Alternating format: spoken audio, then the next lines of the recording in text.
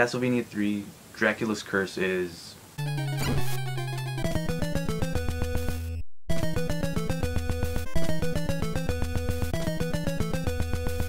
very unforgiving game.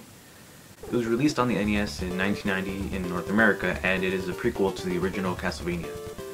Now, normally I would have a game cartridge to show you, but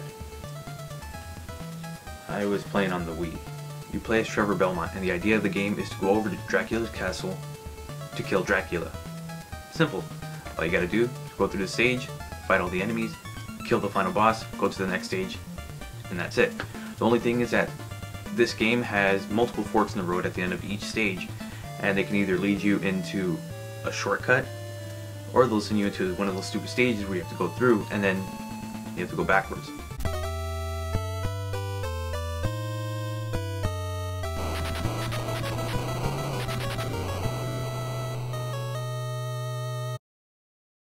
If you haven't played Castlevania, then here's what you need to know.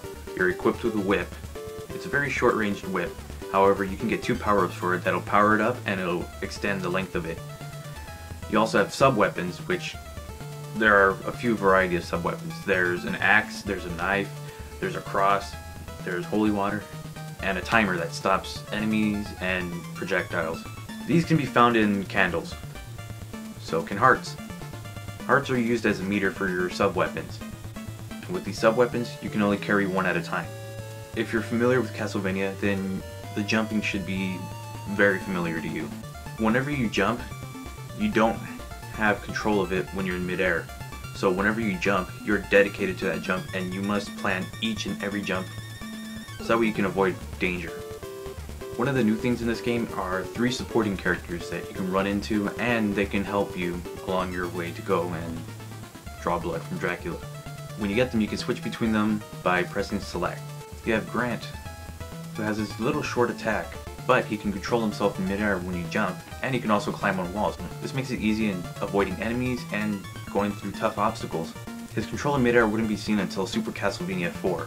You also have Alucard, who can shoot fireballs and can also turn into a bat at the expense of hearts. Alucard, there's no easy way to put this, but Alucard sucks. His attacks are very weak.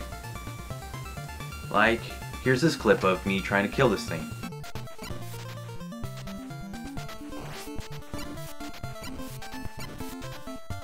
This is taking too long.